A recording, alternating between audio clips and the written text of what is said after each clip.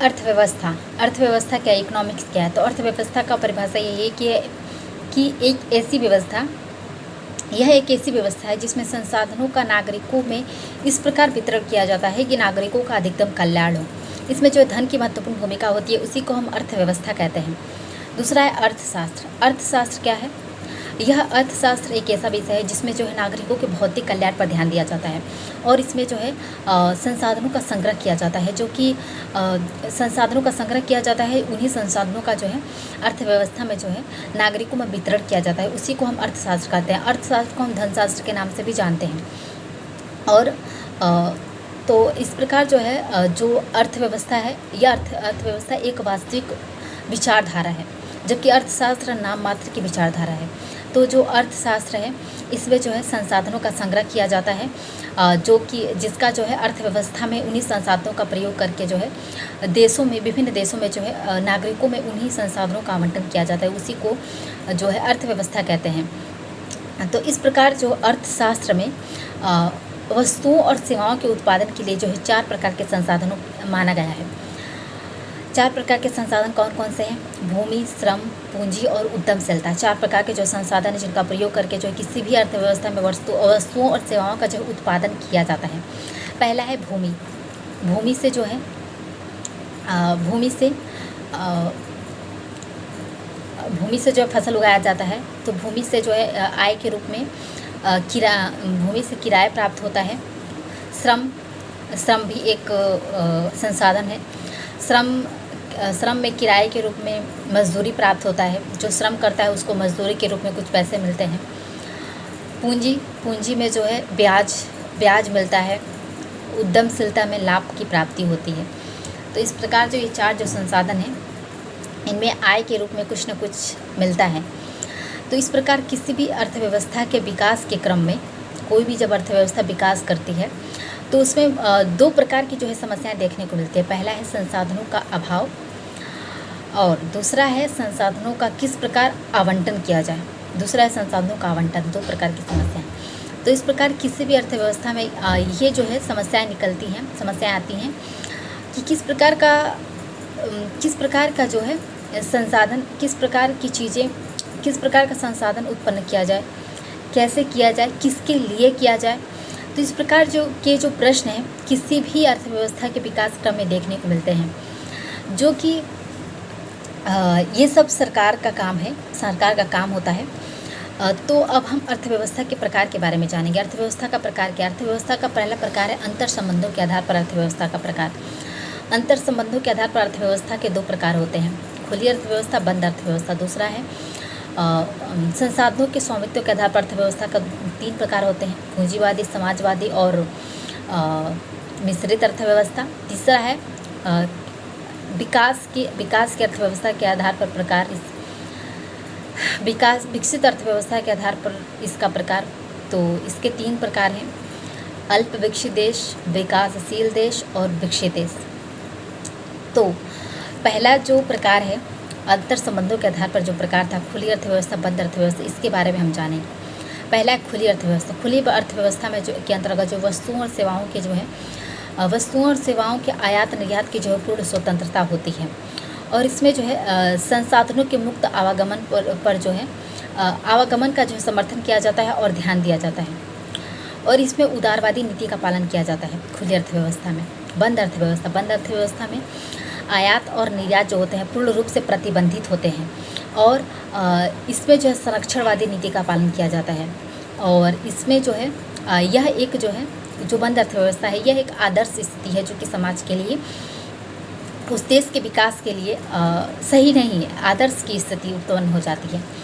दूसरा जो अर्थव्यवस्था का प्रकार था संसाधनों के स्वामित्व के आधार पर, तो समाजवादी अर्थव्यवस्था में जो है जो कीमतों का निर्धारण होता है केंद्रीय संस्था द्वारा किया जाता है और इसमें जो सरकार होती है आर्थिक क्रियाओं पर जो है सरकार का नियंत्रण होता है। आर्थिक क्रियाओं का मतलब है उत्पादन, उपभोग, विनियमन और वितरण। ये चार प्रकार की आर्थिक क्रियाएं होती हैं। इन पर जो है पूर्ण रूप से सरकार का नियंत्रण होता है और इसमें जो जनता की आवश्यकताओं के अनुसार उत्पादन किया जाता है।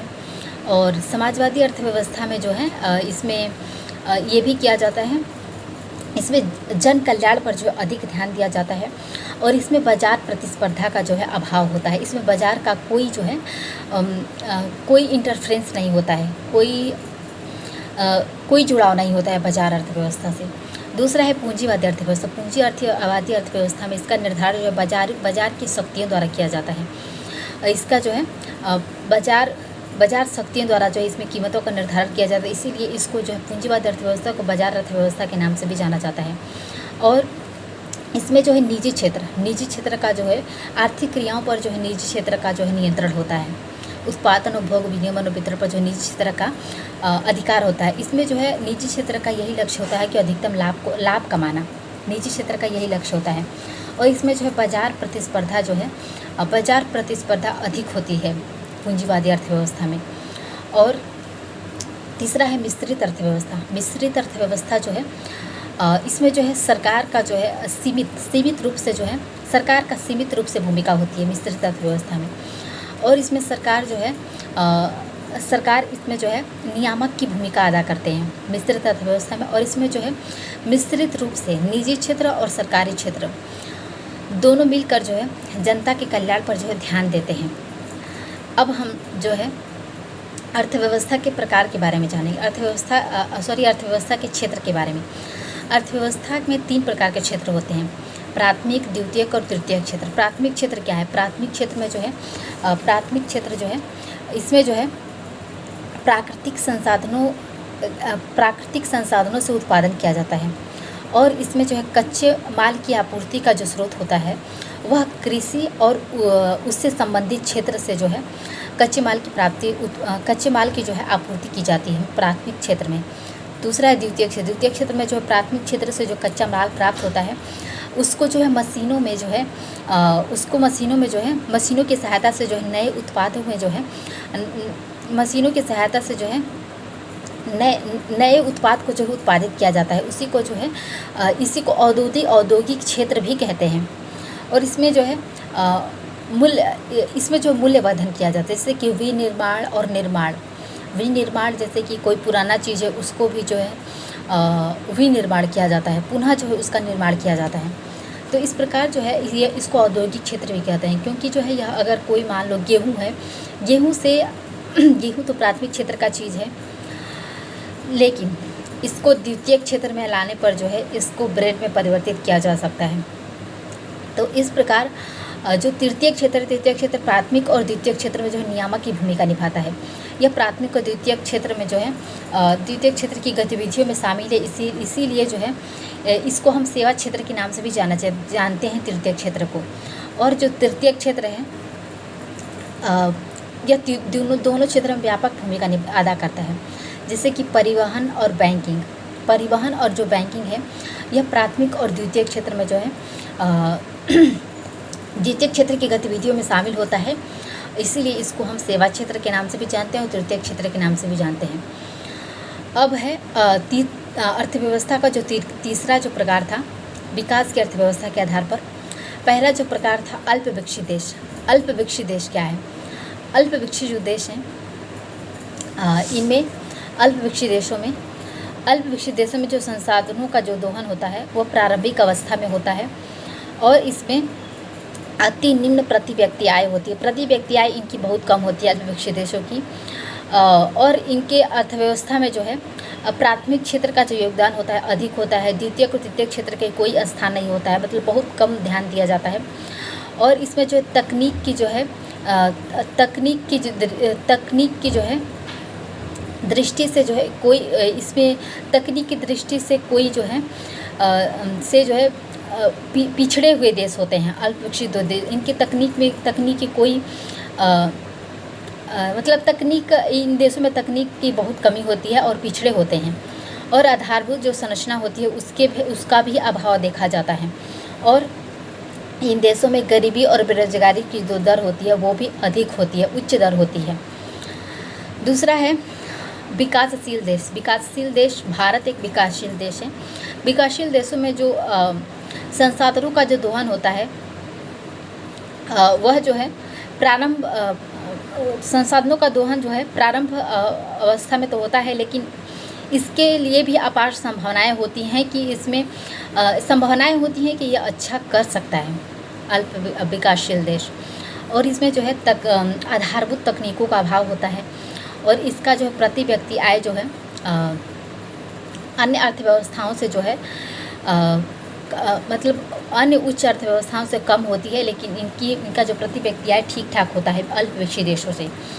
और इनको जो है औद्योगिकीकरण में अनेकों संभावनाएं देखने को मिलती हैं। तीसरा है विकसित देश। विकसित देश जो होते हैं इनमें जो है संसाधनों का दोहन जो है बहुत अधिक होता है, उच्च स्तर पर होता है संसाधनों का दोहन। ये जो तकनीक की दृष्टि से अधिक विकसित देश होते हैं इनमें प्रति व्यक्ति आय अधिक उच्च होती है और ये जो है और इन विकसित देशों की अर्थव्यवस्था में जो है द्वितीयक और तृतीयक क्षेत्र का जो योगदान होता है वह अधिक होता है। औद्योगिक क्षेत्र और सेवा क्षेत्र का जो योगदान होता है वह अधिक होता है विकसित देशों में। जैसे कि भारत के जो विकास जो क्रम था, अर्थव्यवस्था के विकास क्रम में जो है विकास के क्रम को अच्छी तरह से पालन नहीं किया गया। मतलब कि विकास के क्रम में जो औद्योगिक क्षेत्र था, द्वितीय क्षेत्र था, उस पर ध्यान नहीं दिया गया। इस वजह से भारत की जो अर्थव्यवस्था है विकासशील अर्थव्यवस्था की कैटेगरी में है। इसलिए सरकार जो है अब औद्योगिक क्षेत्र यानी द्वितीय क्षेत्र पर अधिक ध्यान दे रही है और उसके विकास के लिए योजनाएं भी बना रही है। तो इस प्रकार जो है भारत जो है एक विकसित देश बन सकता है। संभावना है कि भारत एक विकसित देश 2047 तक टारगेट रखा गया है कि भारत एक विकसित देश बन जाएगा। तो दूसरा जो टॉपिक है आय का चक्रीय प्रवाह। आय का चक्रीय प्रवाह क्या है? किसी भी अर्थव्यवस्था में जो है 3 प्रकार की आर्थिक संस्थाएं होती है। पहला है परिवार के जो लोग होते हैं, जो कंपनी होती है, फर्म होते हैं, उसको श्रम के रूप में जो है संसाधन उपलब्ध कराते हैं तथा कंपनी जो होती है, फर्म जो होती है, बदले में उनको आय प्राप्त कराती है। परिवार द्वारा जो है अपनी आवश्यकताओं की पूर्ति के लिए फर्म को जो है उपभोग व्यय दिया जाता है। परिवार जो है फर्म को उपभोग व्यय देता है। उसी प्रकार जो फर्म होता है, फर्म एक उत्पादक इकाई है, यह वस्तुओं और सेवाओं का उत्पादन करती है तथा इसमें जो है यह निवेश व्यय फर्म द्वारा जो निवेश व्यय किया जाता है। तीसरा है सरकार जो है फर्म और परिवार के कल्याण के लिए जो है कल्याणकारी व्यय करती है और सरकार को शेष दोनों फर्म और परिवारों से जो है टैक्स के रूप में जो है आय प्राप्त होता है। तो ये जो परिवार, फर्म और सरकार जो है, ये 3 प्रकार की जो अर्थव्यवस्था की 3 ऐसी संस्थाएं हैं जो कि इन तीनों से आय का जो चक्रीय प्रवाह है वह चलता रहता है, चक्रीय प्रवाह होता है। और इस प्रकार जो है इन तीनों में जो है तीनों में जो आय का चक्रीय प्रवाह चलता रहता है। इस प्रकार जो किसी अर्थव्यवस्था में जो है संसाधनों की जो गतिशीलता होती है, वह संसाधनों की जो चलन होती है वह आर्थिक समृद्धि के लिए उपयोगी होती है, क्योंकि संसाधनों की जो है गतिशीलता से ही उत्पादों में जो है जो उत्पादन होती है उसका वृद्धि होता है और रोजगार का अवसर भी सृजित होते हैं। तो आय का जो चक्रीय प्रवाह है संसाधनों की गतिशीलता के लिए काफ़ी महत्वपूर्ण है। इस प्रकार किसी भी अर्थव्यवस्था को विकसित होने के लिए, समृद्ध होने के लिए ज़रूरी है कि उसमें जो संसाधनों की गतिशीलता मौजूद हो, आय का चक्रीय प्रवाह मौजूद हो। और है वित्तीय व्यवस्था। वित्तीय व्यवस्था क्या है? वित्तीय व्यवस्था जो है मुद्रा के उपयोग के अधिकार को वित्त कहते हैं। मुद्रा जो हम उपयोग करते हैं, उपयोग का जो अधिकार होता है हमारे पास, उसको वित्त कहते हैं। और वित्त के लेन देन का जो आधार होता है आय और लाभांश होता है, ब्याज और लाभांश होता है, वह वित्त का जो है लेन देन का आधार होता है। वित्तीय व्यवस्था क्या है? यह जो है वित्तीय सेवाओं, वित्तीय उपकरण और वित्तीय बाजार का जो है सम्मिलित रूप होता है। इन तीनों के सम्मिलित रूप से जो है वित्तीय जो व्यवस्था होती है वह निर्मित होती है। और जो है यह जो संसाधनों की गतिशीलता के लिए वित्तीय व्यवस्था काफ़ी महत्वपूर्ण है। तीसरा है वित्तीय बाजार। वित्तीय बाजार क्या है? जहाँ वित्त का लेन देन जो है अधिक वाले क्षेत्र से कमी वाले क्षेत्र की ओर होता है, उसी को जो है वित्तीय बाजार कहलाता है। जैसे कि वित्तीय संस्था कहने का मतलब बैंक और ग्राहक जो वित्तीय संस्था है, यह बैंक है, यह जो है इस आधिक्य वाला क्षेत्र है। जो ग्राहक है यह अभाव वाला क्षेत्र है। तो जो बैंक होता है वह ग्राहक को वित्तीय सेवा के रूप में ऋण देता है और ग्राहक फिर मूलधन और ब्याज सहित जो है बैंकों को ऋण चुकाते हैं। तो इस प्रकार जो है यह वित्तीय बाजार कहलाता है, जिसमें जो है आधिक्य वाले क्षेत्र से कमी वाले क्षेत्र की ओर जो है लेन देन का आधिक्य जो होता है कमी वाले क्षेत्र की ओर जो है किया जाता है, उसी को हम वित्तीय बाजार कहते हैं। वित्तीय बाजार का महत्व क्या है? वित्तीय बाजार का महत्व यह है कि संसाधनों की गतिशीलता में सहायक होता है और यह बचत की प्रकृति जो होता है, बचत करने की जो प्रकृति है उसको भी प्रोत्साहन देता है और यह बचत जो होता है उसको निवेश में परिवर्तित करने के लिए भी उपयोगी होता है और यह आर्थिक जो समृद्धि दर होती है उसको भी प्रोत्साहन देता है, प्रोत्साहित करता है आर्थिक समृद्धि दर को। वित्तीय बाजार दो प्रकार का होता है, मुद्रा बाजार और पूंजी बाजार। मुद्रा बाजार क्या है? मुद्रा बाजार जो वित्त का लेन देन अल्पकालिक यानी 1 वर्ष से कम, 1 वर्ष या 1 वर्ष से कम अल्पकालिक अवधि की तरलता आवश्यकताओं को पूरा करने के लिए किया जाता है, उसको हम मुद्रा बाजार कहते हैं। और पूंजी बाजार में जो है वित्त का लेन देन दीर्घकालिक अवधि के लिए किया जाता है, जैसे कि शेयर बाजार। शेयर बाजार में जो है वित्त का लेन देन जो है वित्त का जो लेन देन होता है अधिक समय के लिए किया और जो भारतीय मुद्रा बाजार है वह 2 प्रकार का होता है। भारतीय मुद्रा बाजार संगठित और असंगठित। संगठित में जो है संगठित में इसमें जो है वित्त का जो लेन देन होता है संगठित में वित्त का जो लेन देन होता है एक निश्चित नियम, उसमें एक निश्चित नियमावली होती है, नियम के द्वारा किया जाता है। जैसे कि भारतीय बैंकिंग व्यवस्था, बैंकिंग में एक नियम है, नियम कानून है, उसी से जो है वित्त का लेन देन किया जाता है। और दूसरा है असंगठित क्षेत्र होता है, इसमें जो है इस बाज़ार में जो नियम का अभाव होता है, अर्थात मतलब इसमें जो है सरकार का कोई नियंत्रण नहीं होता, इसमें जो नियम का निर्धारण होता है वह लोग करते हैं, जैसे कि सेठ या साहूकार। तो पहले जो है असंगठित क्षेत्र का जो झुकाव था वह देश में अधिक था, मतलब लोग जो है ज़्यादातर सेठ और साहूकारों से ऋण लेते थे और अधिक ब्याज चुकाते थे। मतलब जो साहूकार ऋण देते थे तो उनको ब्याज का निर्धारण करने का अधिकार उनको खुद का होता था, मतलब वे खुद ब्याज का निर्धारण करते थे, उसके लिए कोई नियम कानून उनके लिए नहीं था कि इतना ही ब्याज लगेगा। जबकि संगठित क्षेत्रों में ऐसा नहीं होता है, बैंकिंग के पास एक नियम होता है कि इतना प्रतिशत ब्याज पर ही ऋण मिलेगा। तो इस प्रकार जो है अब जो हमारी अर्थव्यवस्था है वह संगठित क्षेत्र की ओर अधिक प्रवृत्त हो रही है, जिससे हमारा जो अर्थव्यवस्था है वह काफ़ी सुधर रहा है और असंगठित क्षेत्र का जो है स्थान काफ़ी कम हो गया है, या कहो कि समाप्ति हो गया है। तो इस प्रकार जो है